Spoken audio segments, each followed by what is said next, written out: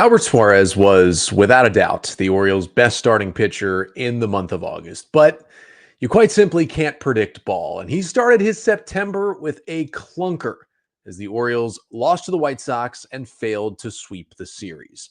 I'll recap the final game, plus talk a little bit about the Orioles lineup and who the O's can go to in September. Coming up on this episode of the Locked On Orioles podcast.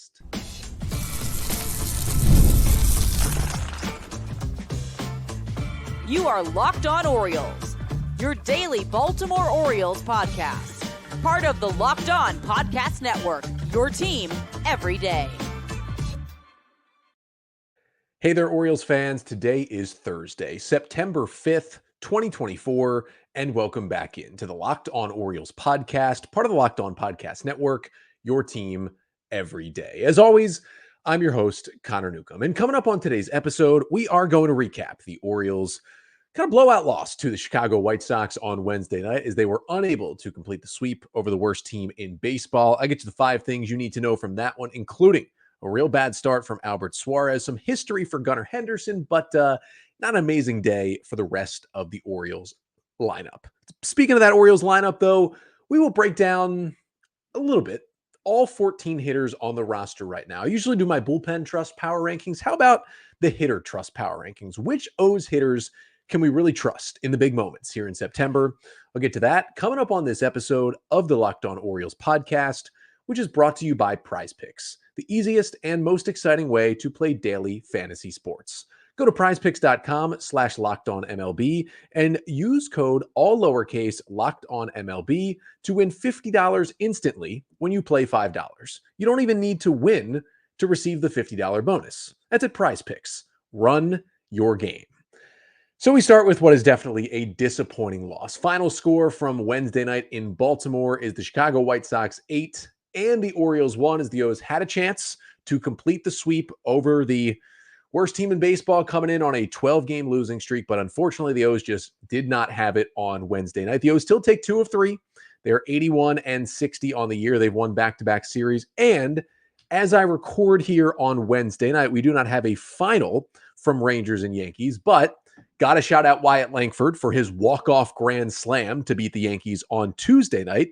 And then so far, as I'm recording, Rangers offense having a pretty good time against Marcus Stroman and leading the Yankees 5-0 in the 5th. So hopefully that holds and the Orioles remain with their half-game lead over the Yankees in the AL East. But I'm going to get you the 5 things you need to know from the O's loss to the White Sox. And the first thing you need to know is Albert Suarez just did not have the goods in this one. It's kind of surprising because of how good Suarez was in the month of August for the Orioles. Early in August, Grayson Rodriguez goes down with the lat issue, gets scratched right before a start. Suarez steps in and gives the O's 5 scoreless innings, and he did not look back from there. Had a sub-2 ERA in 5 starts in the month. It was actually much closer to 1, to be honest. All of his starts were 5 or more innings. All of his starts, he allowed 2 or fewer runs. He was fantastic. And as the O's went without Grayson Rodriguez, and they went without Zach Eflin for a little bit, and they had some up and down Cade Povich, and they had some up and down Dean Kramer, and Corbin Burns really struggled. Albert Suarez was the steadying presence for the Orioles rotation in August. Well, he makes his first September start against the worst team in baseball, and it did not carry over. The final line for Suarez was one of his worst starts of the year. 4 1/3 innings, 6 runs on 8 hits. He struck out 2, he walked 2, and allowed 3 home runs, throwing just 66 pitches in this game. That was one of the things. It wasn't a lot of walks. It wasn't upping the pitch count. He was just getting hit hard and getting hit early in counts. And I mean, it was by far the right time to take him out when they did, even though it was 66 pitches. He was just not good. Now, the silver lining for this start from Suarez is that it is very easily identifiable on what went wrong with Suarez. I've been talking about this kind of thing as Corbin Burns has struggled over his last few starts and just trying to figure out like what is going on with Burns. I've identified a few things that I've talked about on the podcast even this week. With Suarez, it's pretty simple. His fastball command is usually pretty good, and he finds one of his 3 off-speed pitches, whether it's his cutter, his changeup, or his curveball that's working on a certain night. He peppers that one in there, and he gives you 6 strong innings. He had bad command of not just his off speeds, which has happened before, but he had bad command of all 4 of his pitches on Wednesday night. And even though he was facing the White Sox, there's still some big league hitters, some legitimate big league hitters in that order. And if you can't command any of your 4 pitches, you're not going to get any big league teams out, even a team as bad as the White Sox. He had an overall 36% in zone rate. You want to be at least 50% with your pitches, if not more. And none of his 4 pitches even reached individually a 40% zone rate. I mean, especially for the fastball, which was at 39%. If you're throwing a 4-seamer as much as Suarez does, and you're not even getting 40% in the strike zone, you're going to have a bad time. And that is what happened to Albert Suarez. He used less fastballs because he didn't have the command. He tried to throw some more cutters. The cutter was okay at times when he was getting outs. It was the cutter, but it also leaked over the plate too much. And then you just get a little bad luck. I mean, Nicky Lopez leading off the game with his first home run of the year. Not a terrible pitch to Lopez. He just kind of gets one out there into the right field bleachers. The home run to Luis Robert, I mean, that was a changeup hung right down the middle. That was a terrible pitch. But then he also allows the first home run of the year to Dominic Fletcher. Now, for Fletcher, it's more of he hasn't really played a lot in the big leagues this year. It's not like Nicky Lopez, who's played every day, just doesn't hit for power. But I mean, that curveball to Fletcher was down and in, out of the strike zone, and Fletcher just looped it into the flag court for a 2-run homer. It wasn't a terrible pitch, but the White Sox knew that Suarez didn't have fastball command, and what they were able to do was sit on his breaking pitches and his off-speed pitches. And while Suarez has been amazing this year, that is because of how good his 4-seam fastball has been. And if he doesn't have that pitch, he has some solid secondaries, but he doesn't have a legit elite secondary to go to, and that showed itself in this game. I've seen enough from Suarez this year where he will get the fastball back, he will bounce back, and he will be good in September. But this is a good reminder of what happens to this guy if he loses that one pitch. Things can go very downhill, and they very much did go downhill on just an off night for Suarez on Wednesday. Second thing you need to know from this loss is that Gunnar Henderson made Orioles history in this game. He matched Nicky Lopez with a leadoff home run of his own against Jonathan Cannon. It was his 10th leadoff homer of the year, but also more importantly, his 35th home run here in 2024. And that set a new Orioles record for single season home runs by an O's shortstop. Henderson was previously tied at 34 with Miguel Tejada and Cal Ripken Jr., but now he stands alone doing something that Tejada, Cal, J.J. Hardy never did in an Oriole uniform, is hit 35 home runs in a season in just his second full big league season. Goes from rookie of the year to a guy who's probably going to finish top 5 in AL MVP. He continues to get better. There was a little bit of a slump at times a couple of weeks ago this season, but he's starting to hit for power again. He's starting to hit the ball even better. He's 7 for 15 with 2 homers and 6 RBIs in, fairly quickly. But in the month of September so far in the 5 games, he is getting red hot after a bit, not a fully down, but a bit of a down August for Henderson. And that is obviously nice to see and really cool for him to get some history. And it wasn't just the home run. He went 3 for 4, a couple singles, a couple of 3 hard hit balls in total. Good night at the plate for Gunnar. But the third thing you need to know from this one is that the Orioles offense, the rest of it just did not show up. That one run, that leadoff homer, that was all that the Orioles got across the plate. They had a few more base runners. They ended up with 7 hits. They drew 3 walks in this game. They didn't strike out a whole lot, especially against Jonathan Cannon, the White Sox starter. But you had Adley Rutschman with a hit and a walk. Cedric Mullins had a couple of hits. That was really it. Anthony Santander had a single in the 9th inning.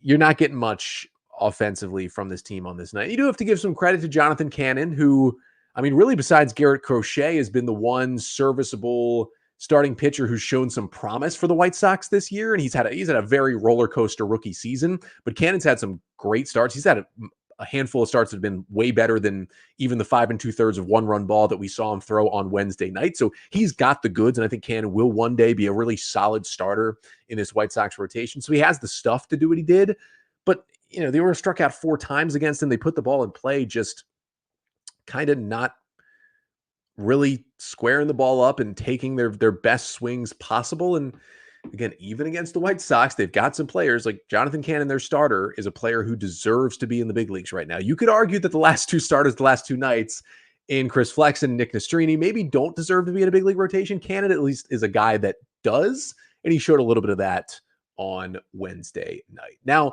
the fourth thing you need to know from this one is that Coby Mayo did get a start at third base in this game. Now, it wasn't an amazing day. He goes 0 for 4 with 2 strikeouts, including he punched out looking to end the game in the ninth inning. But what's been interesting is he came back up as the September call-up on Sunday, and he's started 2 of the 5 games since then. Emmanuel Rivera has started the other 3, with now Ramon Arias and Jordan Westberg, the Orioles' 2 third basemen, currently on the injured list. And 3 out of 5 isn't telling you all that you need to know, but it still does feel like Emmanuel Rivera is going to play more, at least for now, than Coby Mayo.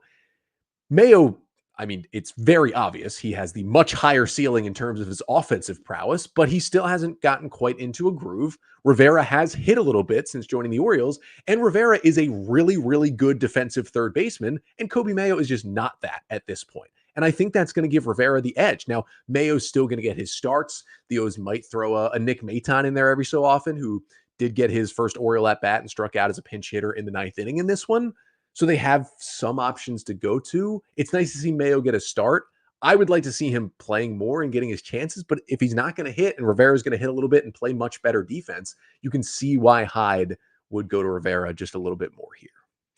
And the fifth and final thing you need to know from the Orioles' 8-1 loss to the White Sox on Wednesday night is that at least the Orioles' bullpen generally was pretty good. Now, CNL Perez was not good. He gave up 2 runs in the top of the ninth. But before that, after Albert Suarez came out, the O's bullpen did all it could to give the offense a chance. Keegan Aiken, Matt Bowman, Gregory Soto, and Birch Smith all put up some zeros in their outing to get to the ninth. The O's offense just wasn't rallying or making any attempt at a comeback at all. And I did want to highlight Gregory Soto because he wasn't very good in that inning. He faced 4 batters, he allowed a single, and then the other 3 balls were all in play, and all 4 balls were hard hit. Didn't get a lot of swing and miss. It wasn't the greatest zero you put up, but Soto did put up a zero in the top of the 7th in low leverage, but that makes it 10 consecutive scoreless outings out of the Oriole bullpen for Gregory Soto. And with the struggles we saw from CNL Perez in the top of the 9th inning, maybe soon here you see Soto as the highest leverage lefty coming out of the Oriole bullpen. The good thing is we seem to be getting closer and closer to getting Danny Coulombe back. But even when he comes back, the O's are going to want to ease him in a little bit, not just throw him out there in the 8th inning in a 1-run game in his first outing. So this could be the time that Soto finally gets one of those high leverage chances. But all in all, kind of a stinker for the Orioles on Wednesday night. Again, Juan Soto has homered. The Yankees deficit is now just 5-2, but hopefully the Rangers can hold on, win this game, and the O's can still, despite a loss to the White Sox, stay in first place. And remember, the Yankees also lost to the White Sox. They lost 12-2 to the White Sox. So this has happened to some teams this year, even though it's only 32 total wins for what I still think is the worst team in baseball history. But despite the bad pitching, the offense struggling, getting 1 run, that's really the biggest issue from Wednesday night, despite the fact that the first 2 games of this series, they scored 22 combined runs, and it's still a top 5 total offense in baseball, and they've been up and down, but they've got a really high ceiling. But this is where it matters. September, right in the middle of a division race. Which hitters can we trust in this Orioles lineup in the big spots? Coming up next, I'll get to my second edition of the season of the Orioles Hitter Trust Power Rankings. But first, this episode of the Locked On Orioles podcast is brought to you by Prize Picks, America's #1 daily fantasy sports app with over 5 million active members. How do you play Prize Picks? Well, after you download the app, all you do is pick more or less on 2 to 6 player stat projections and watch the winnings roll in. Now, we've got football starting tonight.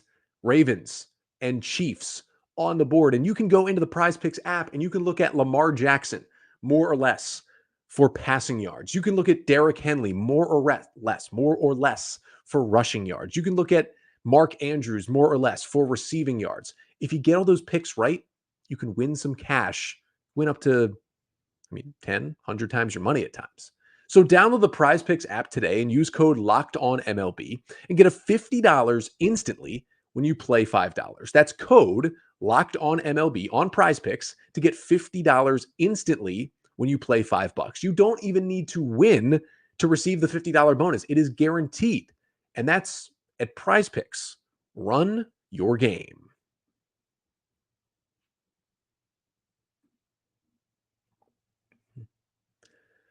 So for the Orioles, tough loss to the White Sox. You never really want to do that in the middle of a division race, but they still won a series. They won back-to-back series against teams they should have beaten, and they did. Now they get the off day Thursday before hosting another team that's struggling a bit in the Tampa Bay Rays in Baltimore this weekend. But we are into truly the home stretch. Hopefully, as you're listening to this, the Orioles do have a half-game lead in the division. They have played 141 games. They've got 21 huge games remaining. And as much as it's going to be on their pitchers to get healthy and get outs, there's really a chance for the Orioles offense to carry them to an AL East title down the stretch. And the Orioles offense has certainly carried them at times, especially early in the season, but they've also dragged behind as well. It's been a really up and down year. Now the numbers in total, again, have made them a surefire top 5 or 6 offense in baseball for most of the year. And I know people have a lot of frustrations with this offense, but it has been really, really good. They have a lot of talent. They have some great hitting coaches. Heard Austin Slater talking about it after his big day on Monday, how much the Oriole hitting coaches in Ryan Fuller and Matt Borg-Schulte helped him as soon as he got to Baltimore.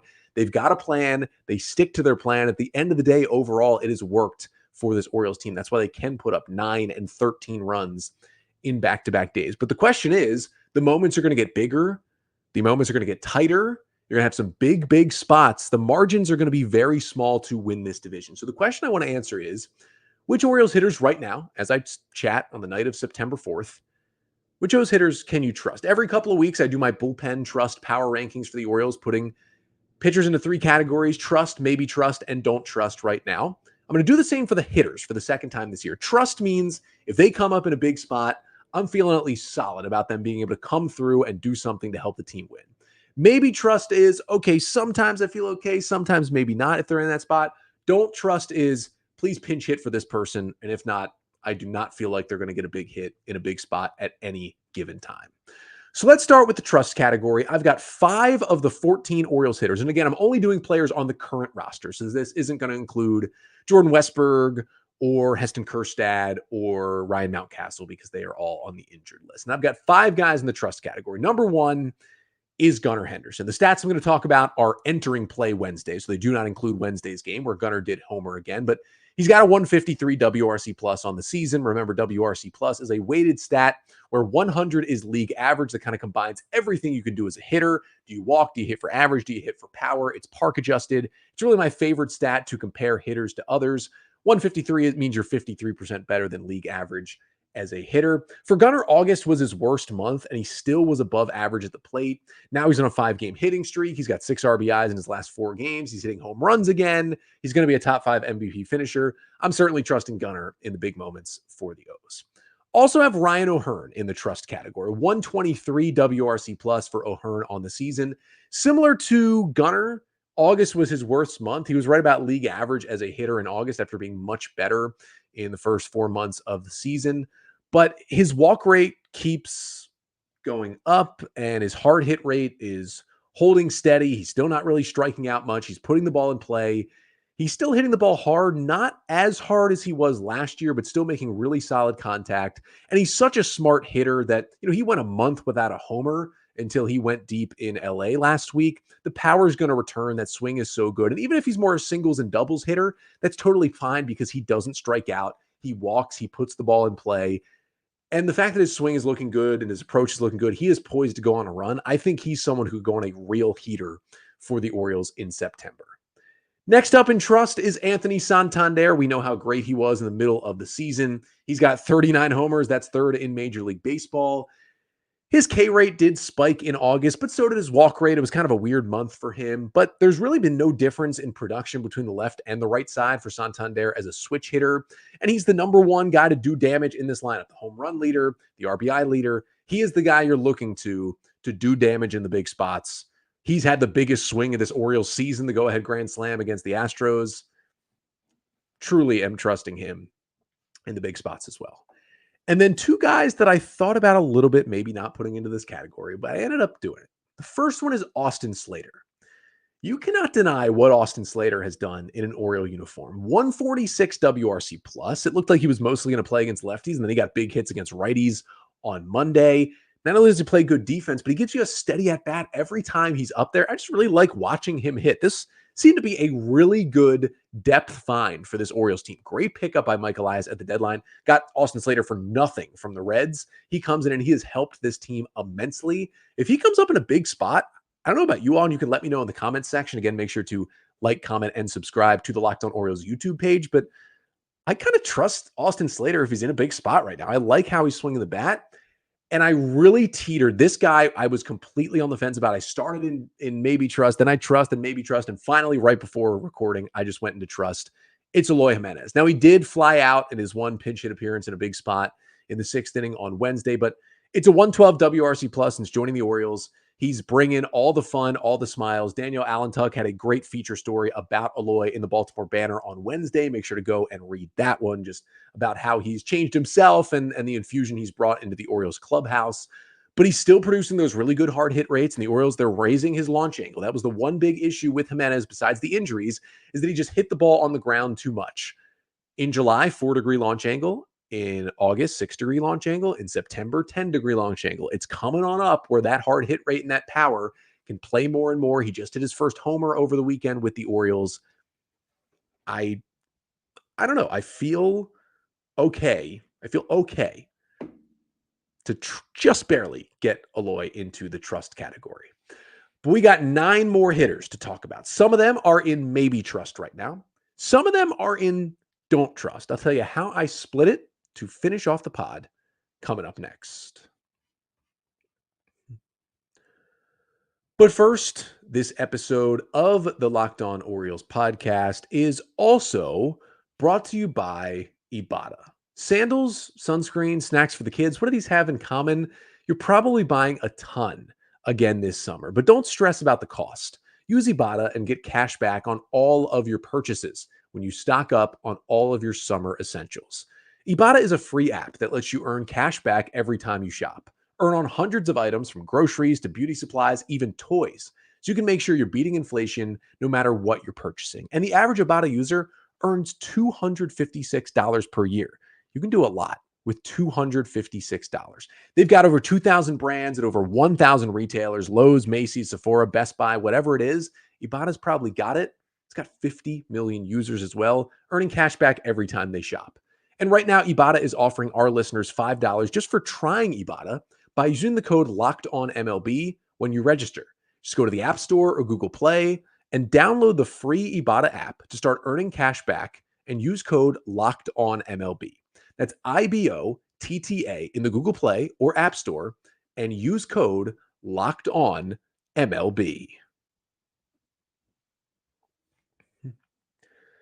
So we continue on with the Orioles hitter trust power rankings here in September, and we move into the maybe trust category. I have also placed 5 hitters of the remaining 9 in the maybe trust category. And let's start with Adley Rutschman. He has been a hot topic of conversation from Orioles fans over the past couple of months. Now, overall, it's been a 108 WRC plus on the year, down year for Adley, but still above average. But a 70 WRC plus after the All-Star break, 122 in the first half. Now, what has gone wrong? It's hard to pinpoint it exactly, but there is a big underlying stat waving at you saying this is why Adley is not producing. Although he's been on base, multiple times in a couple of the last games, which has been good to see. His hard hit numbers have just completely tanked in the month of August. Now, he has never been one of these Gunnar Henderson, Colton Cowser type guys, Eloy Jimenez type guys who just hits the crap out of the ball, exit velocity wise. He's never been one of those guys. Adley's big part is that he hits the ball on the sweet spot so often that he ends up with hits. So he doesn't have, these 95, 96 average exit velos, but he hits the ball hard enough generally, and he puts it on the sweet spot to just barrel the ball and get it into play and get singles and doubles and sometimes hit the ball over the fence. But a 28% hard hit rate in the month of August, that was the worst month of his career hard hit rate wise by far. Now, he's still not chasing. He's still not really swinging and missing that much. Those rates are at normal Adley Rutschman levels from when he's been really good over the last 2 seasons and earlier this year as well. So what do I think is going on with Adley? This is probably a longer conversation than we have time to get into right now, but I truly think he might be banged up, and it might not be some sort of crazy injury, but catching, I don't think people really understand. And this is not to the level of what Adley Rutschman was doing, but playing youth and high school baseball, I was a catcher for 10 years. There's a reason why the least amount of offense is expected out of the catching position, even at the major league level, because your body gets so beaten up back there. It's hard to have longevity, and it's hard to be good throughout a season just with how much you're doing behind the plate. And it seems like it's more than just the regular catcher wear and tear, because Adley's been so good offensively most of the year, each of the last 2 seasons. But usually when an exit velocity numbers and hard hit numbers go down that much, but you're still not chasing and you're still not swinging and missing a lot, what that tells me is something might be wrong physically that is not allowing you to drive the baseball like you usually would. And I'm not a doctor. I'm not the team physician. I'm not saying there's an injury, but that is sometimes can be the case. And that might be the case here with Adley Rutschman. But again, he's looking a little better. His plate selection is still good. He is still Adley Rutschman with the track record, enough of a track record that despite the struggles lately, I'm not putting him in don't trust, but it does land him squarely in maybe trust. Colton Cowser also in maybe trust for the Orioles. He does have a 120 WRC plus on the season and still is the front runner for AL Rookie of the Year. And he had a really good July. He was solid in August, but his K rate has continued to go up. Here's the thing with Colton Cowser. He's produced enough where if pitchers were, especially right-handed pitchers, were not allowed to throw him changeups, he would be in the trust category. Unfortunately, a changeup is a pitch that pitchers are allowed to throw to Cowser, and he has not figured out a way to hit those changeups quite yet. On the season, Cowser is hitting 185 with a 42% whiff rate against changeups, and he had a 53% swing and miss rate in August against changeups. That means over half the time he swung at a changeup, he swung and missed. That is not playable against changeups. So if anybody has a half decent changeup and can throw it for a strike, they can get Colton Cowser out right now. Once he figures that out, it's going to be off to the races, but we will see when that happens. Jackson Holliday is also in maybe trust. It's a 58 WRC plus on the season, but 91 since coming back to the big league. So he's basically been a league average hitter since he got recalled by the O's there in late July. And he looks good against fastballs. He's got a 65% hard hit rate against fastballs in August. We're still seeing the good batter's eye. It is slowly coming together. It hasn't fully come together, which is why he's not in trust, but maybe trust feels like the right spot for him. Same with Cedric Mullins, who despite a 97 WRC plus on the year, it's been 144 in the second half. He's kind of turned his season around. Really good July, not as good in August, but still solid. John Mioli had a good piece about Mullins' turnaround in the Baltimore Banner this week, and he's still not at full Mullins, and that is why he's in maybe trust and not trust. And there are still some struggles there, but he's getting there. He can come up with some big hits. And then I mentioned how Eloy Jimenez was the guy right on the bubble of trust and maybe trust. The guy right on the bubble of maybe trust and don't trust was James McCann. And I decided to be nice and put him in the maybe trust category. Now, I know he's got a 75 WRC plus on the year, and he's the Orioles' backup catcher. But he's been about a league average hitter since the All-Star break, which has been nice. Walks are up, hard hit rate is up, strikeouts are down. Those are all good things for McCann, even though he got hit in the nose by a 95-mile-per-hour fastball. Basically, at this point, currently, he's not a black hole in the lineup when he's out there. I know he didn't have a hit on Wednesday, but he can give you a little something. And when he's not playing that much, that's enough to get a backup catcher into maybe trust for James McCann.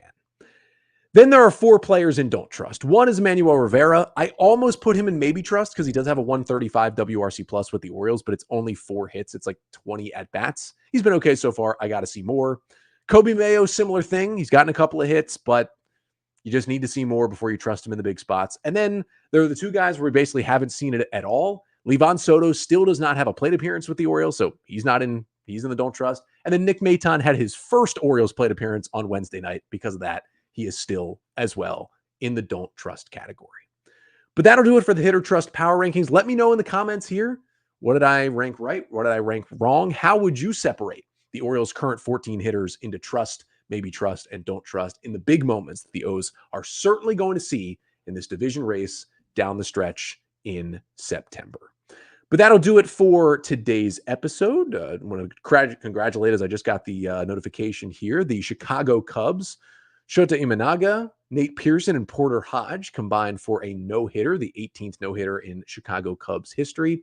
Combined no-hitters don't excite me that much, but still kind of a cool baseball thing. And hopefully the Cubs can continue to pitch well because they do face the Yankees this weekend. So that would be helpful. Those Yankees that are still trailing the Rangers right now. And hopefully Rangers pull it out and the O's can stay in first place. But I will be back tomorrow, or really kind of today in some ways, for one more episode this week. Now, the Orioles are off here on Thursday before taking on the Rays this weekend. Still a big Baltimore sports night. The Ravens kick off the NFL season against the Chiefs, but I'm going to do a little live mailbag here on the Locked On Orioles YouTube page on Thursday evening. More than likely, about a 6:30 mailbag. We'll go for about 30 minutes. You can jump in live right here on the Locked On Orioles YouTube page. You can ask your Orioles questions. I will answer them as we get down the stretch. And then the audio version will be available Friday morning as usual in its podcast form. So get to the YouTube channel, get ready for those questions on Thursday evening for a live mailbag. But until then, I'm Connor Newcomb, and this has been the Locked On Orioles podcast, part of the Locked On Podcast Network. Your team every day.